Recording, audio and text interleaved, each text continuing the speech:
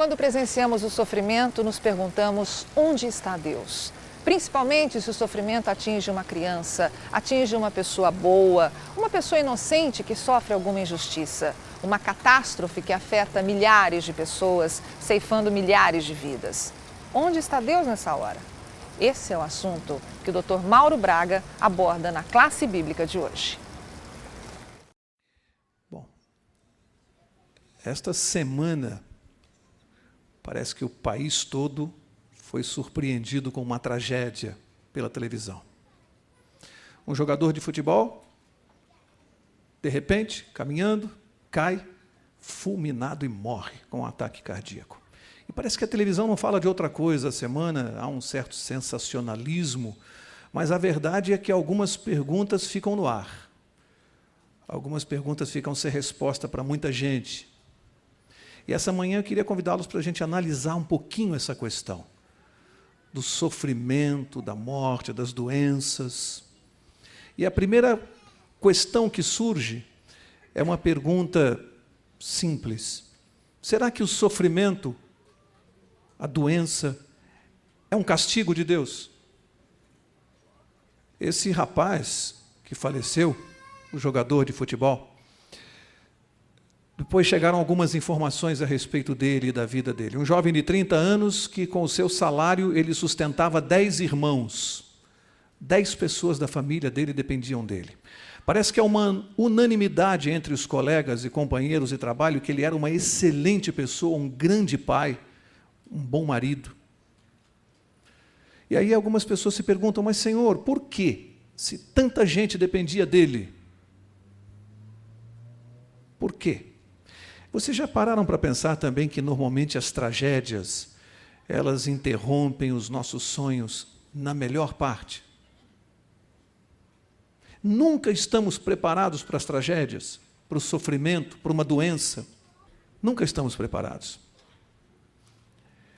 E às vezes nos nossos questionamentos, acabamos jogando a culpa sempre em alguém. Você sabe em quem?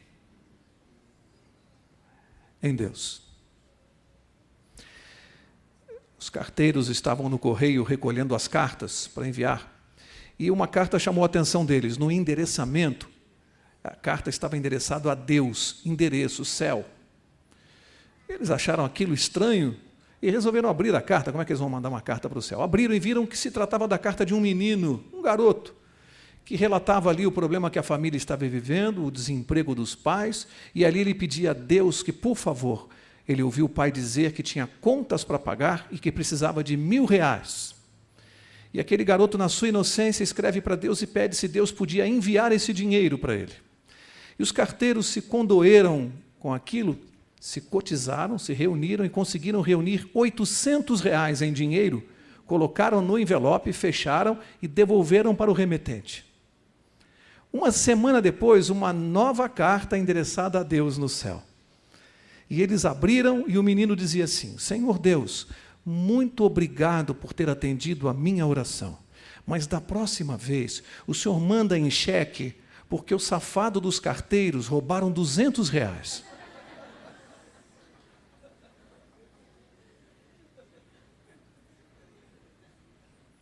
Às vezes nós fazemos isso com Deus. Por que eu, Senhor? Essa é a pergunta. Por que justo comigo? Você já ouviu essa pergunta? Eu já ouvi dentro da igreja diversas vezes, muitas vezes eu já ouvi. Por que justo comigo? Há algum tempo atrás eu li um livro chamado Doença é Castigo, do pastor Ruben Sheffield. E nesse livro marcou para mim uma experiência que ele relata de um jovem casal com um pouco mais de 20 anos, atuante na igreja, casados há pouco tempo, e a esposa, ao fazer um exame, descobre que está com câncer. E aí ele vai relatando aquela tragédia que nós já conhecemos. Quimioterapia, perda dos cabelos, emagrecimento, envelhecimento, a pessoa vai definhando, e ele vai contando aquilo. A igreja se perguntava sempre, por que justo com eles, pessoas fiéis, que colaboram aqui na igreja? E essa jovem, quando estava já na fase terminal, recebia visita de algumas pessoas da igreja, e no livro o pastor relata alguma destas visitas. algumas dessas visitas. Ele diz assim, foi um diácono da igreja a visitá-los, e esse diácono, ao conversar com essa moça para animá-la, ele dizia que ela tinha que entender que aquilo era um apelo definitivo de Deus para ela, porque talvez houvesse na vida dela algum pecado oculto, e que aquilo poderia ser um castigo de Deus para a salvação dela, para que ela acordasse. O diácono diz isso para ela. Quem sabe você tem um pecado oculto na sua vida e você tem que remover esse pecado para você se salvar. E aquela moça sofrendo com a quimioterapia, com a doença, com o desespero, ainda ouve que aquilo é um castigo de Deus. No dia seguinte, uma viúva da igreja vai visitá-la. E essa viúva começou a dizer que ela tinha que ter mais fé, ela tinha que orar pela cura. Ela tinha que orar com fervor. E aquela viúva dizia assim para ela, se você não obteve cura até agora, talvez é porque lhe falte mais fé. E aquela moça, no seu sofrimento, perdendo a vida na quimioterapia, já sabia que ela estava sendo castigada por Deus e agora ouve também que não tem fé. E continuavam as visitas, e uma nova senhora foi visitá-la. E depois de orações, a senhora disse, olha, você precisa entender os planos de Deus para a sua vida. Você deve louvar a Deus também pelo sofrimento. Louve a Deus por esse sofrimento. E aquela mulher, aquela moça agonizando, pensava, meu Deus, já não basta estar sendo castigada por Deus, já não basta descobrir que eu não tenho nem fé, ainda devo louvar a Deus pelo sofrimento que estou passando. Por fim, o pastor da igreja vai visitá-la. E o pastor, após a oração, diz a ela, sabe, isso que está acontecendo com você, irmã, não é à toa. Você é uma pessoa muito forte, você está servindo de testemunho para outros irmãos. A sua doença, a sua enfermidade é um testemunho para o mundo cristão. E aquela jovem pensou, meu Deus, que Deus é esse que escolhe logo a mim para dar esse testemunho tão grave? E aí surge a pergunta, qual dos visitantes estaria com a razão? Resposta difícil, não é? Resposta difícil. Sabem, todos atribuíam a responsabilidade a Deus. Pode analisar os 4 argumentos. Sempre Deus é o responsável pelo que estava acontecendo com ela. Os 4 atribuíram a responsabilidade a Deus. E a pergunta é, mas Deus não é o soberano do universo? Vamos ver, abra sua Bíblia, Mateus, capítulo 10. Vamos examinar isso mais detidamente. Mateus, capítulo 10, verso 29. E aqui está escrito, não se vendem 2 passarinhos por um asse, e nenhum deles cairá em terra sem o consentimento de vosso Pai. E muitos dizem assim, nada neste mundo acontece sem o consentimento de Deus. E daí deduzem, portanto, Deus é o culpado, porque isso não aconteceria se Ele não estivesse permitindo isso na sua vida. Isto é uma meia-verdade. Realmente, de fato, neste mundo, nada acontece sem o consentimento de Deus. Mas Deus não é o gerador dos fatos que Ele concede. E aí, as pessoas ficam se batendo nessa questão, então por que Deus permite o sofrimento? Qual a razão se Ele tem todo o poder? Por que Ele permite isso? Para entender o sofrimento, irmãos, primeiro é preciso entender Deus. É o que nós vamos fazer rapidamente aqui essa manhã. Para entender o sofrimento é preciso entender Deus. Não tente analisar o sofrimento nem buscar respostas para este mistério sem primeiro buscar conhecer Deus, entender a Deus, conhecer o seu plano, o seu raciocínio, a sua maneira de pensar. Só depois disso você vai começar a tentar entender o mistério que há por trás do sofrimento, porque há muito mistério. Sofrimento é castigo? Sim ou não? Estou vendo gente em dúvida aqui. Alguém disse, às vezes é. Nós vamos ter que sair daqui esta manhã todos com a mesma resposta. Não por aquilo que eu vou dizer, por aquilo que a palavra de Deus vai dizer. Porque isso é fundamental na nossa mente. Porque nenhum de nós que está aqui esta manhã está livre de sair daqui e enfrentar uma tragédia aí fora. Nenhum de nós está livre de estar trabalhando e cair fulminado como este jovem jogador. Nenhum de nós está isento. E é preciso que nós compreendamos isso. Então, será que sofrimento é castigo de Deus?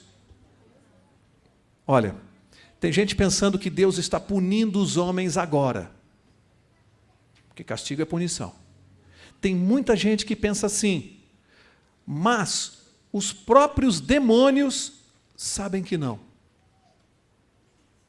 Os próprios demônios sabem que não. Você quer ver isso?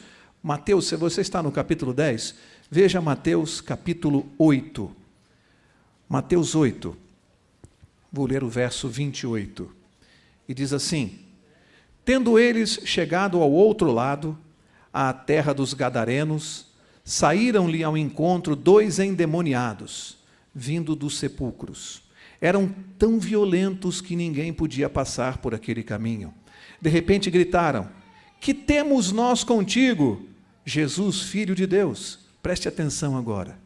Preste atenção, que os demônios disseram: vieste aqui atormentar-nos antes do tempo? Por que os próprios demônios perguntaram a Jesus se Jesus tinha vindo atormentá-los antes do tempo? Eles conhecem as Escrituras? Conhecem qual foi o tempo reservado por Deus para fazer justiça? Deus reservou um dia para fazer justiça, em que Ele castigará o pecado. Portanto, Deus não está exercendo essa justiça antes do tempo. Primeira resposta: sofrimento não é castigo. Guarde isso. Sofrimento não é castigo. É outra coisa que nós vamos ver mais adiante.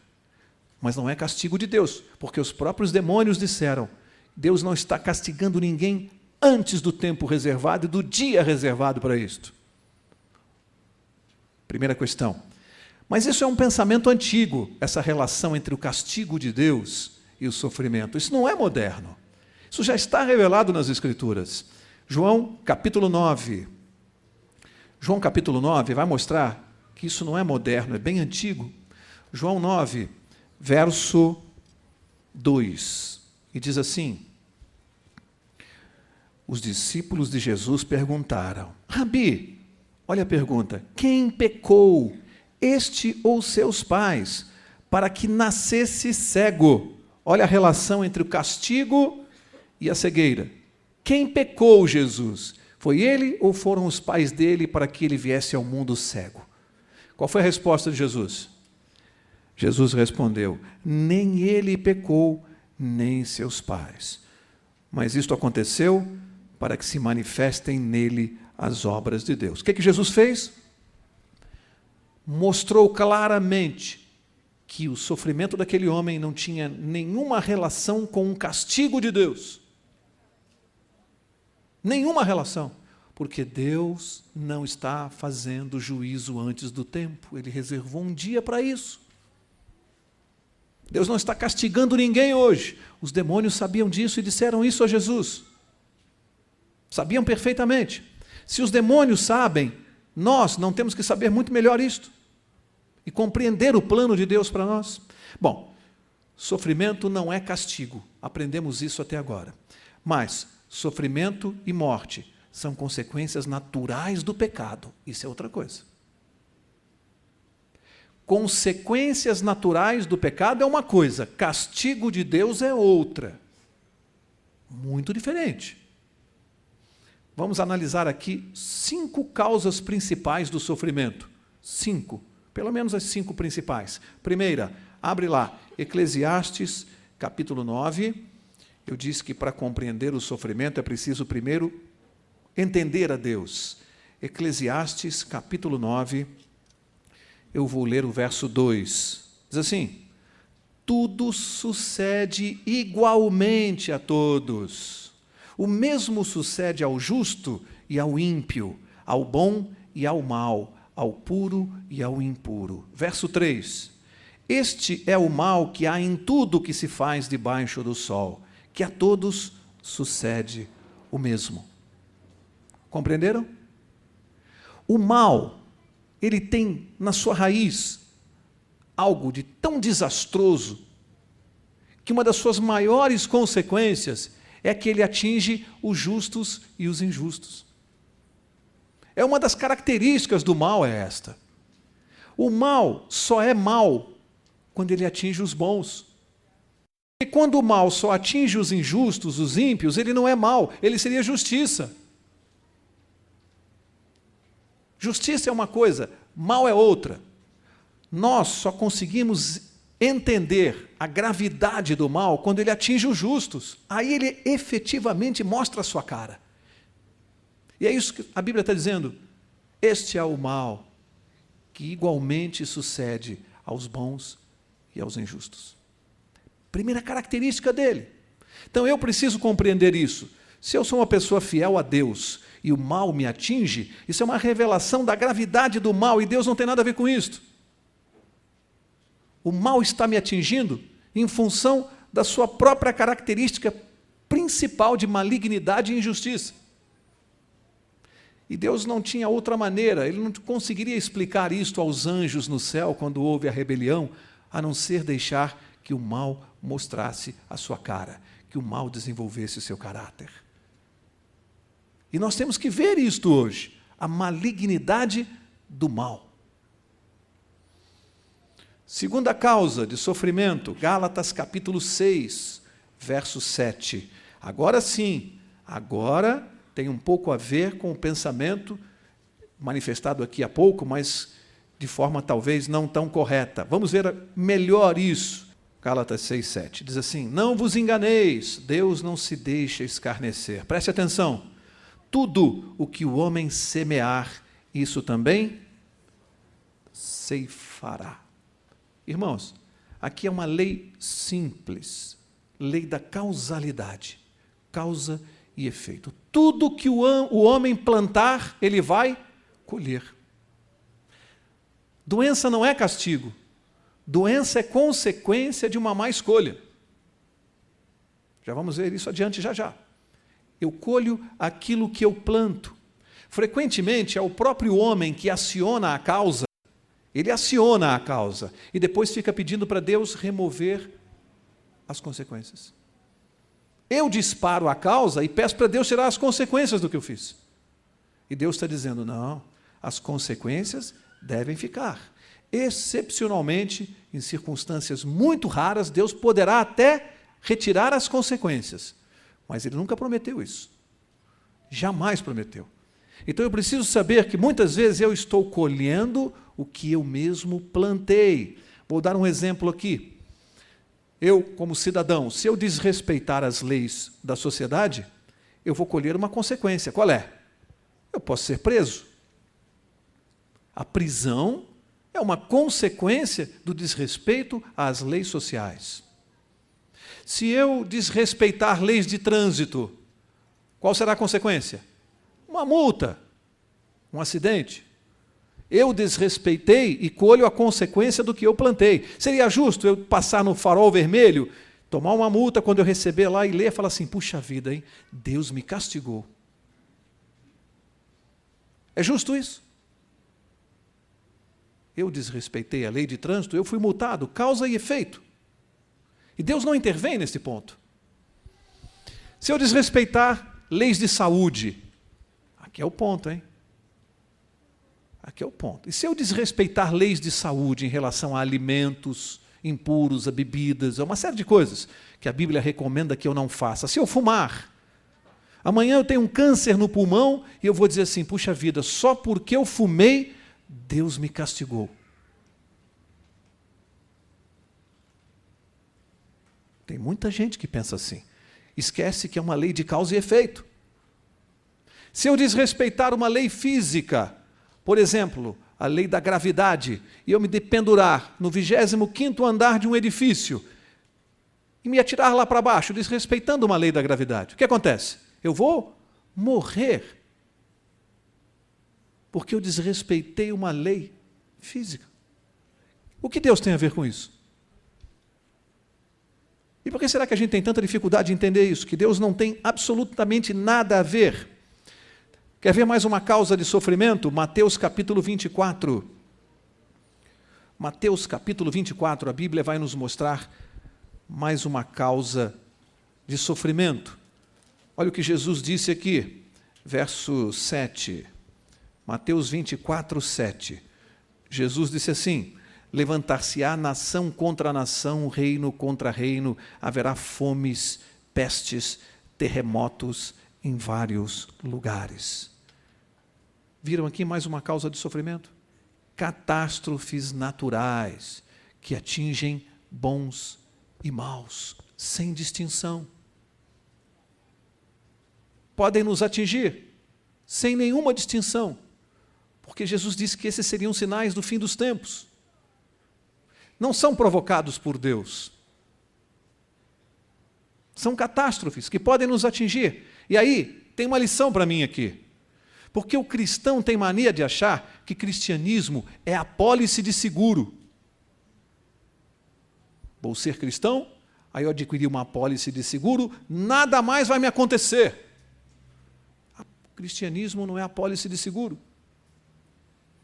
Eu tenho que estar nesse mundo entendendo que, por trás do que eu estou vendo, no pano de fundo, existe um grande conflito que está se desenvolvendo, e eu sou parte dele, e eu preciso compreender como funciona esse conflito. E que eu posso ser atingido injustamente, mas que a minha vida eterna está garantida. Os meus olhos têm que estar voltados para a eternidade e não preocupados com o que está acontecendo aqui. Porque eu estou no meio do conflito. Se você está numa guerra, a qualquer momento você pode ser atingido por uma bala perdida.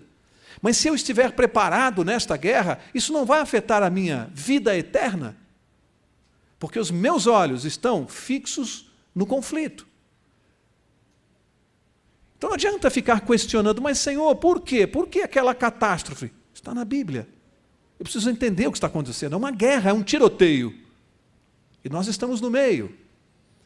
Vamos ver mais uma causa de sofrimento? Nós estamos em Mateus capítulo 5. Mateus capítulo 5. Vou ler o verso 10.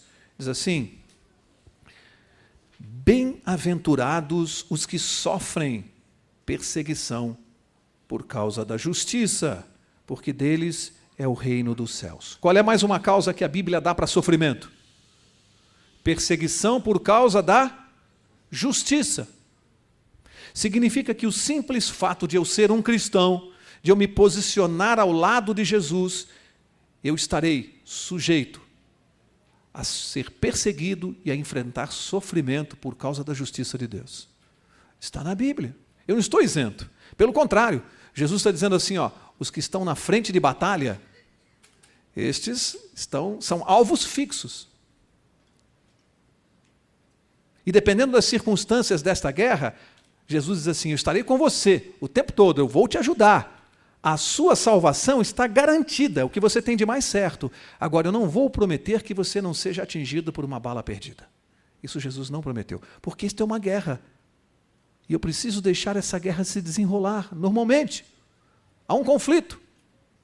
E se você compreender isso, Jesus está dizendo para nós: Mauro, se você compreender isto, você vai viver feliz, louvando o meu nome e despreocupado com essas coisas. O que você tem é que estar preparado, porque você não sabe se será atingido daqui a pouquinho. Esteja preparado. Já pensou, não fosse assim? Eu tenho uma apólice de seguro, fico aí brincando. Na hora que Jesus estiver para voltar e que eu achar que eu me arrependo. Esteja preparado a todos os momentos, a todos os segundos da sua vida. Aquele jovem que morreu no campo de futebol, nós não sabemos a vida espiritual dele. Estaria ele preparado? Eu oro que sim. Eu oro que estivesse. Mas se não estava, acabou para ele. Eu garanto a vocês que quando ele entrou naquele campo de futebol, jamais ele poderia imaginar que não chegaria em casa. Eu garanto para vocês, não fazia parte dos planos dele. Se fizesse, certamente ele não estaria ali. A grande controvérsia do universo. Eu não posso deixar de mostrar para vocês Jó capítulo 1. Já vimos isso tantas vezes, mas eu quero repisar mais um ponto aqui. Jó capítulo 1. É muito conhecido, mas eu quero mostrar apenas uma questão aqui. Nós já conhecemos bem essa história de Jó 1. Dentro daquela conversa entre Deus e Satanás, e vocês conhecem bem o contexto, Satanás se apresenta na presença de Deus com arrogância, e Deus diz: você viu lá o meu servo Jó, como ele me segue? E o que Satanás respondeu? É lógico que ele te segue. O Senhor compra o amor dele com bênçãos. O Senhor compra o amor das pessoas. Em outras palavras, o Senhor não tem caráter. O Senhor compra as pessoas com bênçãos e com amor. Mas prestem atenção o que Satanás diz para Deus. Verso 11, ele diz assim: mas estende a tua mão e toca-lhe em tudo o que ele tem, e ele certamente blasfemará de ti na tua face. Grave isso aqui, hein? Isso aqui é muito grave, hein? Ele acusou o caráter de Deus e o nosso. Porque aqui Deus foi acusado de corromper e nós de sermos corruptos. Lógico que o Mauro te louva e vai lá todo sábado na igreja pregar. O Senhor não cobra ele de bênçãos. Tira dele o que ele tem, e o Senhor vai ver como ele vai vir aqui blasfemar na tua face. Isso é grave, a acusação é muito séria. E os anjos e o universo estão de olho nessa acusação. Será? Mas ele disse assim para Deus: estende a tua mão e tira o que ele tem. Você quer prestar atenção na resposta de Deus para ele? Olha a resposta de Deus no verso 12. Disse o Senhor a Satanás: muito bem, tudo o que ele tem está onde? Em tuas mãos ou no teu poder. Está em tuas mãos, Satanás. Somente contra ele não estendas a mão. Deus disse o quê? Quando Satanás propôs que Deus praticasse o mal, tira dele o que ele tem. Qual foi a resposta de Deus? Não, eu não faço isso, ele está em tuas mãos. E se você ler o resto do relato, você vai ver o que Satanás fez na vida de Jó. Tirou tudo que ele tinha, gado, fazenda, família, filhos, tudo, ele perdeu tudo. Quem causou todo esse sofrimento e desgraça aqui? A Bíblia foi clara, foi Satanás, não foi Deus. Não foi Deus. Deus não tem absolutamente nada a ver com essa desgraça aqui. Mas alguns perguntam: tá bom, não foi Deus, mas por que ele permitiu? Porque há uma controvérsia. Eu sirvo a Deus por interesse ou por amor? Havia outra maneira de Deus responder essa pergunta, dizendo assim: eu vou deixar que o próprio Mauro responda. Faça com ele o que você quiser. Sabe o que é que Deus revela aqui? Ele tinha certeza que Jó o servia por amor. Tanta que ele disse assim: pode fazer o que você quiser. Tanta certeza que Deus tinha. E hoje nós estamos respondendo a mesma pergunta com as nossas atitudes? Será que eu sirvo a Deus por interesse ou por amor? Eu não tenho que responder essa pergunta? E não está aí a razão pela qual Deus permitiu? Para me dar a oportunidade de revelar ao universo a motivação do meu serviço a Deus. Deus me dá a oportunidade. Mauro, você tem uma oportunidade agora de mostrar. Mostre. E se eu confio nesse Deus, eu temo o quê? Quando eu sei, pela própria palavra, que as desgraças que vêm para a minha vida não são provocadas por Ele. O meu relacionamento com Ele está perfeito. Não é afetado por isso. Por nada disso afeta o meu relacionamento com Deus. Porque eu sei que não vem dEle. Pelo contrário, eu estou aqui como pivô no meio desse conflito. E eu sou talvez a principal testemunha do céu. Eu sou testemunha do céu. Última causa de sofrimento, Hebreus capítulo 12. Existem outras, eu estou me referindo às principais. Hebreus capítulo 12. Vamos ler aqui o verso 6 de Hebreus 12. E diz assim: porque o Senhor, o que diz a sua Bíblia? Corrige a quem ama. Pode parar. Parece um contrassenso, né? Deus corrige logo a quem Ele ama, mas faz todo sentido. Quanto mais amor você tiver pelo seu filho, mais você vai se preocupar em corrigi-lo para o bem dele. Então a Bíblia está dizendo para mim também que o sofrimento também pode ser causado por uma correção de Deus na minha vida. Correção não é castigo. Correção é uma coisa, castigo é outra. Corrigindo, tratando comigo, lidando comigo, me fazendo aprender através disso. Olha, 19, Salmo 119 tem aqui algo interessante para a nossa vida. Mostra bem a natureza do ser humano, a nossa natureza. Olha o que está aqui. Aqui diz assim: antes de ser afligido, andava errado, mas agora guardo a tua palavra. Bem ser humano, né? Antes de eu ser atingido, ser afligido pelo sofrimento, eu andava errado.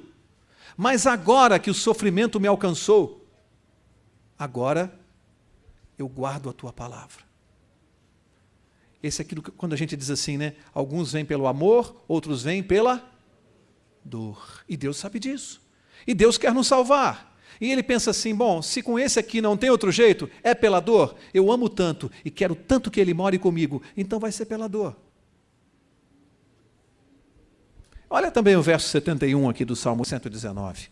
Verso 71. Foi-me bom ter sido afligido para que aprendesse os teus decretos.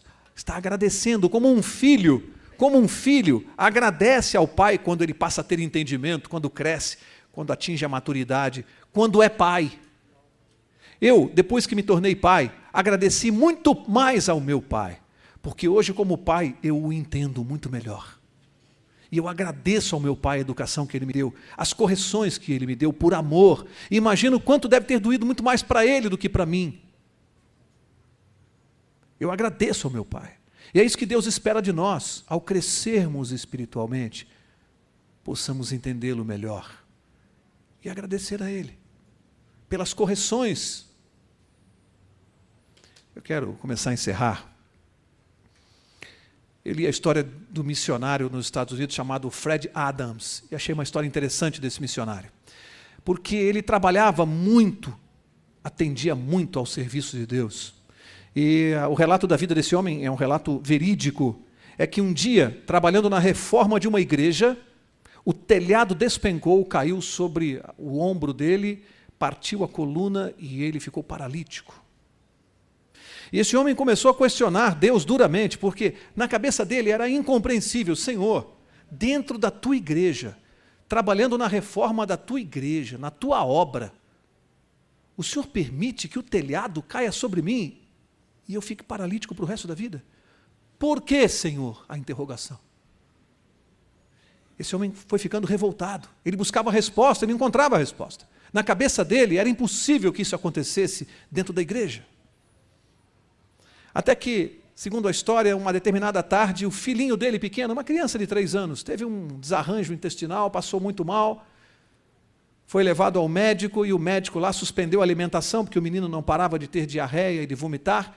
Suspendeu toda a alimentação e a recomendação do médico era: depois de 18 horas, ele vai sentir muita sede, mas não deem logo água para ele.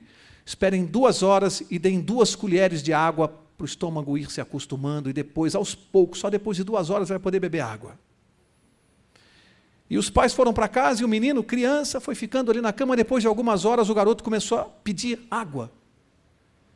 E o pai dizia: filho, não pode dar, o médico disse que você não pode tomar água agora. E o garoto chorava e pingava lágrimas. E o menino olhava para o pai e dizia: pai, eu quero água. E chorava, desesperado porque queria água. E o sofrimento do pai ver que o menino queria água e não podia dar, porque era para o bem dele. E o pai seguiu a orientação do médico. Só que aquele homem paralítico, enquanto via a criança chorar, e o desespero dele de não poder fazer nada, ele entendeu a resposta de Deus. Que ele estava paralítico, sim, e Deus estava chorando desesperado, querendo que ele entendesse. Você vai compreender. Um dia você vai entender. E ele entendeu o sofrimento de Deus. E fez exatamente como o médico mandou: 2 gotas d'água, 2 colheres, depois de 2 horas o copo, e no dia seguinte o garoto corria pela casa, brincando, alegre. E aquele homem paralítico entendeu que um dia ele também vai correr pelo céu, brincando, alegre. Porque há um pai que o ama. Há um conflito, e nem tudo nesse conflito tem explicação. Há mistérios. Nós só vamos saber na eternidade. Deus precisava deixar que o mal mostrasse a sua face, a sua verdadeira face, exatamente como ele é, para que nós pudéssemos ter ojeriza pelo mal. Porque Deus não quer correr o risco de alguns de nós ainda nesta altura do conflito, dizermos assim: mas o pecado não é tão ruim assim quanto dizem. O diabo não é tão feio quanto parece. Deus não pode correr esse risco. E ele está respondendo uma outra pergunta: por que não destruiu o mal lá no céu, quando a rebelião começou? Sabe, Deus, se tivesse feito isso, certamente os anjos não compreenderiam e não veriam justiça de Deus naquela destruição. Não veriam, não tiveram nenhum contato com o mal, não teriam capacidade de entender a destruição de Deus naquele momento. Seria um ato tirano. Deus prometeu que vai destruir o mal, sim, com certeza ele vai. Mas numa situação completamente diferente, eu vou dizer qual é: sem nenhuma voz de reprovação dos seres inteligentes. É diferente ou não é? Deus fazer sem nenhuma voz de reprovação. Ele ainda vai dizer assim: e agora? Posso destruir? Posso acabar com o mal? Vocês concordam? Vocês concordam que eu tinha razão? E o universo inteiro dirá: nós concordamos, Senhor, porque agora nós entendemos. Só agora. O plano de Deus é muito melhor do que os nossos planos. E nós temos que aprender a confiar mais a Deus. Vocês já imaginaram o desespero de Jesus no céu? Se ele pudesse entrar nos hospitais e tirar todos os doentes dos leitos e mandar para casa? Já imaginou a vontade que ele tem de impedir que as armas disparem? O desespero de impedir que os aviões caiam? Mas se Jesus fizesse isso, esse conflito jamais terminaria, porque nós jamais veríamos o mal se toda vez houvesse intervenção divina, minimizando os efeitos do mal. Como é que nós poderíamos entender o mal? Deus não pode intervir. Ele precisa deixar ir até o fim. O problema é a nossa tendência humana. Nós, seres humanos, nós somos assim. Nós temos a inclinação de atribuirmos a nós mesmos os sucessos da vida e culparmos a Deus pelas desgraças. Os sucessos são nossos, as desgraças, a culpa é de Deus. Tendência humana de fazer isso. Esse filme está no finzinho, está acabando. Uma mãe estava bordando e o garoto brincando assim, no chão perto dela, brincando com os brinquedos enquanto ela bordava. E ele às vezes olhava para cima para ver se a mãe estava ali e ele percebia por baixo aqueles fios de linha entrelaçados com cores estranhas e ele dizia: mamãe, o que você está fazendo? E ela dizia: estou bordando, filho. Está muito feio. E ela dizia: filho, você está vendo aí de baixo, realmente não fica bonito. A mamãe não terminou ainda. Um dia a mamãe vai colocar você aqui no colo e você vai ver como vai ficar. E ele continuava brincando.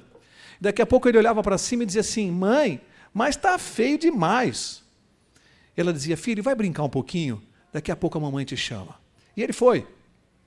Quando ela terminou o bordado, ela chamou e falou: filho, senta aqui no meu colo, senta aqui de cima. Aí ele olhou, ela tinha terminado e ele falou: mãe, que desenho lindo! E ela disse: viu, filho, que lição você aprendeu hoje?